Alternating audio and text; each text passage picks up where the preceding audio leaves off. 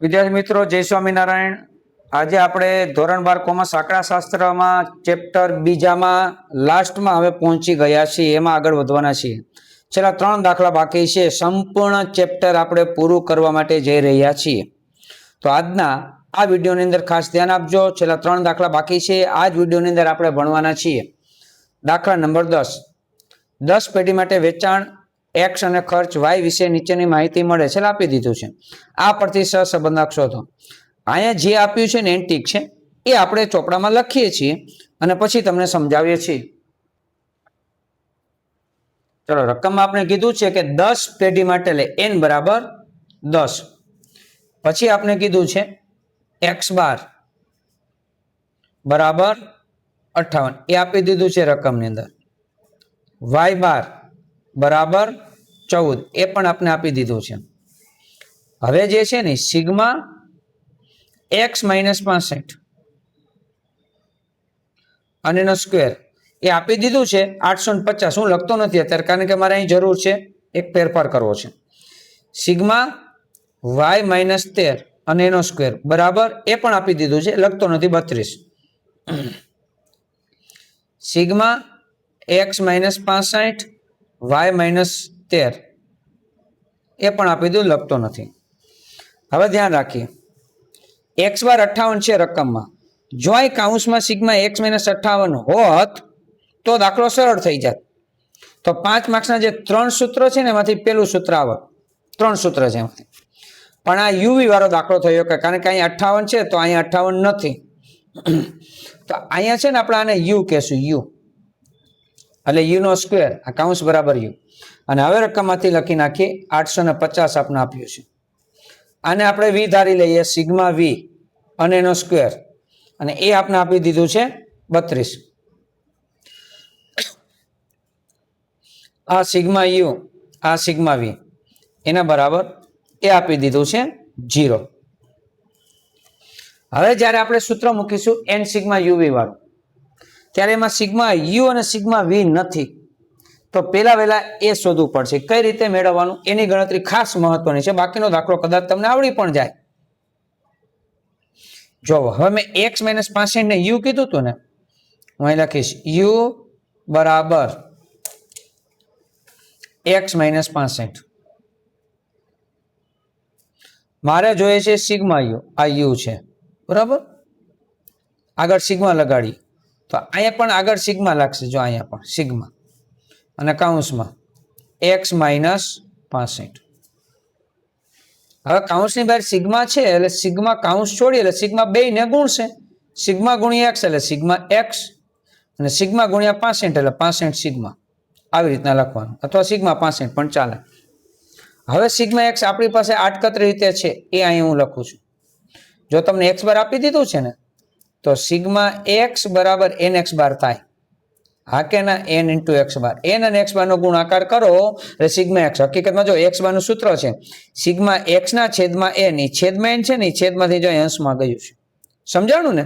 કારણ કે મારે સિગ્મા x જોઈએ છે એટલે એને સૂત્રના કરતા બનાવ્યા. n રકમની અંદર n 10 છે, ઇન્ટુ એટલે ગુણ્યા x બાર એટલે 58 છે. 58 ગુણ્યા 10 એટલે 580. એવું અહીં લખીશ સિગ્મા x એટલે 580. હવે હું વાક્ય બોલું છું આઈએમપી. સિગ્મા ભેગું ફક્ત જ્યારે સંખ્યા હોય ત્યારે એ સિગ્માને n સમજવું, એટલે કે n. જો અહીં સિગ્મા ભેગું, અહીં સિગ્મા ભેગું x છે ત્યારે નહીં, પણ અહીં સિગ્મા ભેગું ફક્ત કોઈ આંકડો છે, સંખ્યા છે, ત્યારે આ સિગ્માને n સમજવાનું. એટલે કે 65 સિગ્મા એટલે 10, આ 580. 65 ગુણ્યા 10 એટલે 650. 650 માંથી 580 બાદ કરો 50 70 માઇનસ 70 આવશે. સિગ્મા યુ બરાબર માઇનસ 70. ભલે માઇનસમાં આવ્યું, ચિંતા નહીં કરવાની, મૂંઝાવણ નહીં, દાખલો થશે બરાબર. આગળ વધીએ છીએ આપણે. એ જ રીતે વી મારે શોધવું છે. બીજી ગણતરી વી બરાબર કોના બરાબર મેં વી ધાર્યું હતું તો કે y માઇનસ 13. તો અહીં લખીશ વી બરાબર y માઇનસ 13. અહીં લખું છું સિગ્મા વી બરાબર સિગ્મા કાઉન્સમાં y માઇનસ 13. સિગ્મા ગુણ્યા વાય, સિગ્મા વાય, સિગ્મા ગુણ્યા 13, 13 સિગ્મા. હવે સિગ્મા વાય મેળવીએ ઉપરની જેમ. સિગ્મા વાય એટલે શું? તો કે n ઇન્ટુ વાય બાર, કારણ કે n છેદમાં વાય બાર બરાબર sigma y upon n, n અહીંયા આવે અંશમાં. આ બરાબર n કેટલા છે? 10.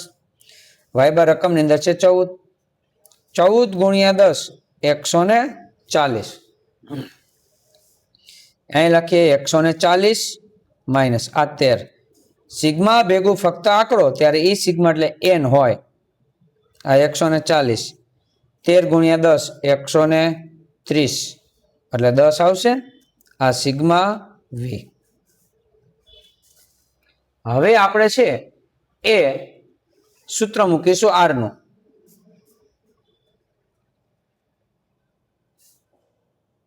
n sigma u v minus sigma u sigma v upon n sigma u square minus sigma u નો સ્ક્વેર ઇન રૂટ ગુણ્યા n sigma v square minus sigma v નો સ્ક્વેર ઇન રૂટ. બરાબર. n કેટલું છે આપણી પાસે? રકમની અંદર 10 આપી દીધું છે. સિગ્મા યુવી રકમની અંદર 0 આપ્યું છે. સિગ્મા યુ આપણે શોધ્યું -70. સિગ્મા વી પણ આપણે શોધ્યું 10. n 10. સિગ્મા યુ સ્ક્વેર રકમમાં છે 850. સિગ્મા યુ -70 એનો સ્ક્વેર ઇન રૂટ ગુણ્યા n 10. સિગ્મા વી સ્ક્વેર રકમમાં છે 32 માઇનસ સિગ્મા વી એટલે 10 અને એનો સ્ક્વેર ઇન રૂટ 10 ગુણ્યા 0 એટલે 0. આ 0 માઇનસ માઇનસ પ્લસ 70 ગુણ્યા 10 700 થશે. ચાલો 850 ગુણ્યા 10 8500. હવે માઇનસ ના માઇનસ સમજો, માઇનસ માઇનસ પ્લસ નહીં કરતા. આ માઇનસ ના માઇનસ. હવે આ માઇનસ છે પણ સ્ક્વેર કરો એટલે ઈ માઇનસ ના પ્લસ થઈ જાય, એટલે પ્લસ માઇનસ માઇનસ. 7 નો વર્ગ 49 અને 2 મીંડા એને ગુણ્યા 320 માઇનસ 10 નો વર્ગ 100. 700 પ્લસ 0 એટલે 700 થશે. 8500 માંથી 4900 બાદ કરીએ 3600 એને ગુણીએ 320 માંથી 100 બાદ કરીએ 220. હવે આપણે કરીએ કે 3600 ગુણ્યા 220 ગુણાકાર કર્યા પછી વર્ગમૂળ નિશાની પોઈન્ટ પછી બી આંકડા તમે મને આપજો. પોઈન્ટ પછી બી આંકડા ત્યાં સુધી હું લખું છું. ઓકે સરસ. કેટલું આવે છે? 889.94. ગુડ. 889.94. હવે ભાગાકાર કરો. ઓકે 0.79.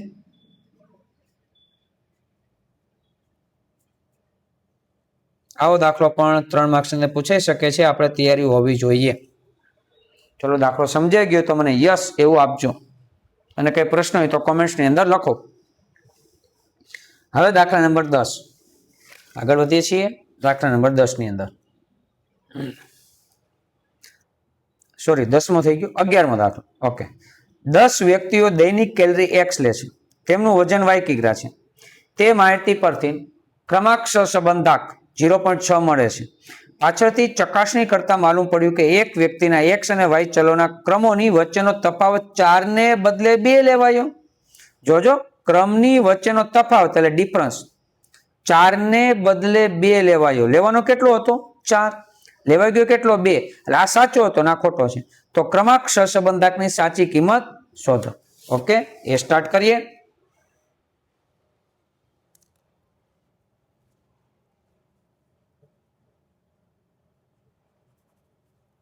ચલો હવે મને આપ્યું તું રકમમાં 10 વ્યક્તિઓ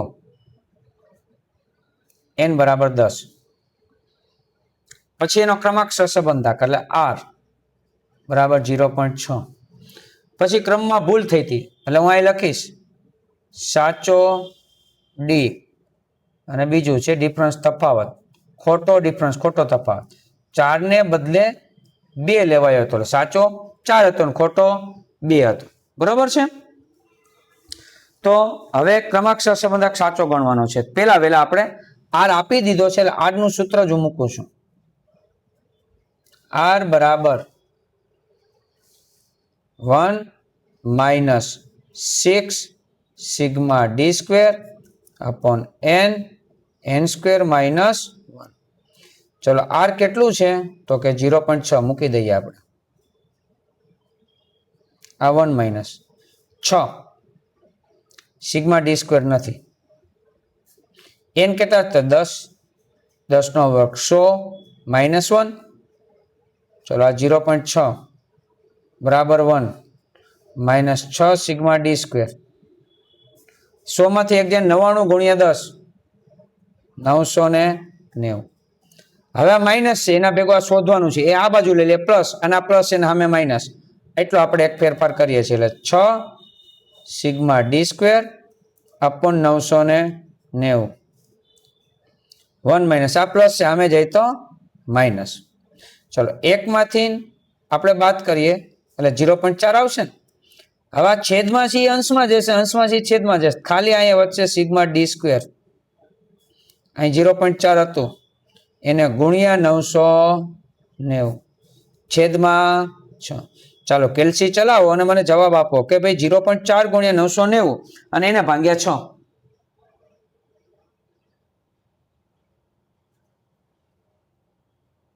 ઓકે કેટલા આવે છે 66. સિગ્મા ડી સ્ક્વેર અહીં 66 આવે છે.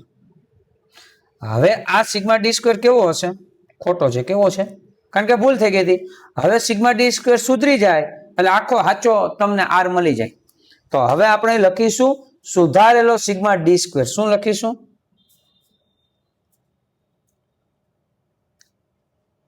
સુધારેલ સિગ્મા ડી સ્ક્વેર. એટલે આ છે ને ખોટો છે તો અહીં લખીશું ખોટો સિગ્મા ડી સ્ક્વેર. હવે એમાં પ્લસ સાચો ડી જે હતો ને લેવાનો બાકી રહી ગયો હતો, સાચો ડી એનો સ્ક્વેર પ્લસ કરીશ, માઇનસ ખોટો ડી જે હતો એ લેવાઈ ગયો હતો ભૂલથી, એને હું બાદ કરીશ, એટલો ફેરફાર થશે. બરાબર. ચાલો ખોટો ડિફરન્સ કેટલો છે 66 એમને એમ. સાચો ડિફરન્સ 4 છે એનો સ્ક્વેર પ્લસ માઇનસ ખોટો ડિફરન્સ 2 છે એનો સ્ક્વેર બાદ. હવે ગણતરી સાહેબ અહીંયા ડી સ્ક્વેર છે તો તમે સ્ક્વેર કર્યું છે, અહીંયા સ્ક્વેર છે તો સ્ક્વેર શા માટે નથી કર્યું? એ સ્ક્વેર નો જ જવાબ છે. સિગ્મા ડી સ્ક્વેર બરાબર જ 66 સ્ક્વેર સાથે જવાબ છે. ખ્યાલ આવે છે ને? કારણ કે અમુક વિદ્યાર્થીને કદાચ પ્રશ્ન થાય પણ ખરા, મધ્યમ અને નબળા વિદ્યાર્થી હોય તો પ્રશ્ન થાય. બરાબર. મધ્યમ ઉપર અને હોશિયાર અતિ હોશિયાર એ વિદ્યાર્થીને કદાચ ઝડપથી ખ્યાલ આવી જતો હોય. તો આ નબળા વિદ્યાર્થી માટે જ આપણે ફ્રી ઓફ ચાર્જ યુટ્યુબ ની અંદર એ ભણાવીએ છીએ, તમને ચિંતા નહીં કરતા. 4 નો સ્ક્વેર 16, 2 નો વર્ગ 4. ચાલો આનું સાદુરૂપ આપે 66 પ્લસ 16 માઇનસ 4 કેટલા આવે છે 78. હવે પાછું આર નું સૂત્ર મૂકવાનું. આર બરાબર 1 minus 6 sigma D square upon n square minus 1. હવે અહીંયા શું ફેરફાર થશે? 1 માઇનસ આ 6 એમને. આ સિગ્મા ડી સ્ક્વેર સુધારેલો સિગ્મા ડી સ્ક્વેર લેવાનો, એ છે આપણી પાસે 78. n કેટલો છે 10, 10 નો વર્ગ 100 માઇનસ 1. આ 1 માઇનસ 78 ગુણ્યા 6 468 છેદમાં 990. ચલો ભાગાકાર કરીને પોઈન્ટ પછી 2 આંકડા આપો જો મને આવતો હોય તો. ઓકે 0.47 બાદ બાકી કરી એટલે 0.53 થશે. રેડી. સરસ. આર બરાબર 0.53. ચાલો હવે લાસ્ટ દાખલો બાકી છે આ ચેપ્ટરનો, અને આ ચેપ્ટરની પૂર્ણાહુતિ આપણે થશે આજે. બરાબર. ચાલો 12મો દાખલો. 10 વ્યક્તિઓ માટે આરોગ્યનો આંક x અને અપેક્ષિત આયુષ્ય y વિશે માહિતી મેળવવામાં આવેલ. n બરાબર 10 થયું ને. ક્રમાંક સહસંબંધક શોધવા માહિતીનો ક્રમ આપવામાં આવે છે. ક્રમ આપી દીધો. બધા ક્રમના તફાવતોના વર્ગોનો સરવાળો, ક્રમનો તફાવત એટલે ડિફરન્સ, એનો વર્ગ એટલે ડી સ્ક્વેર એનો સરવાળો એટલે સિગ્મા ડી સ્ક્વેર 42.5 મળે છે. આરોગ્યાંક 70 માહિતીમાં 3 વખત અને અપેક્ષિત આયુષ્ય 45 માહિતીમાં 2 વખત પુનરાવર્તન પામે છે. જો આ પુનરાવર્તન CF વાળું સૂત્ર અહીંયા આવશે. આ માહિતી પરથી ક્રમાંકસર સંબંધાંક શોધો. ઓકે,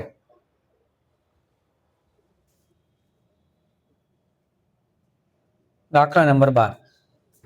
10 વ્યક્તિઓ n બરાબર 10. હવે સિગ્મા ડી સ્ક્વેર તમને આપી દીધું છે. ક્રમના તફાવતનો વર્ગ નો સરવાળો 42.5. પણ હવે અહીં CF વાળું સૂત્ર આવશે એટલે અહીંયા કોષ્ટક આવશે. પુનરાવર્તિત અવલોકન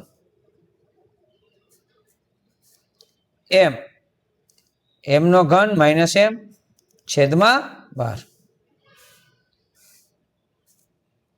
કયું અવલોકન પુનરાવર્તન પામે છે અને કેટલી વખત આવે છે જોવો.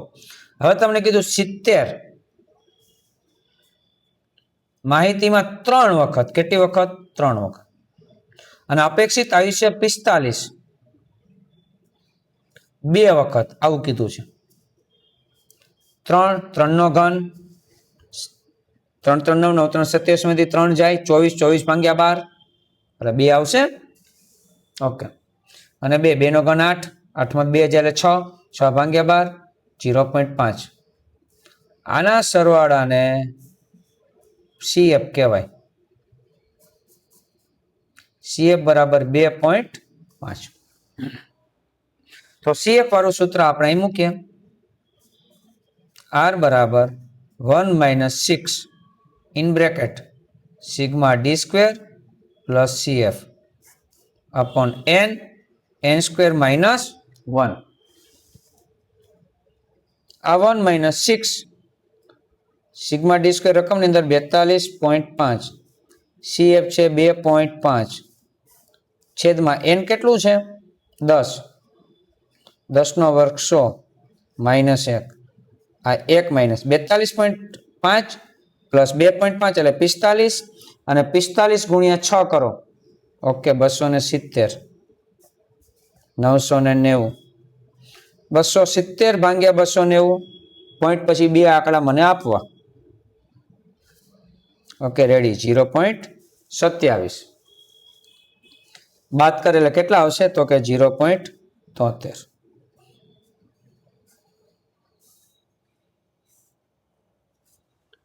તો અહીંયા આ ચેપ્ટર નંબર 2 સંપૂર્ણપણે પૂરું થાય છે. કદાચ કોઈક વિદ્યાર્થી એ અગાઉના દાખલા પણ ભણવાના બાકી હોય તો એ પણ ભણી લેજો, કારણ કે બધા દાખલા આપણે ભણાવેલા છે.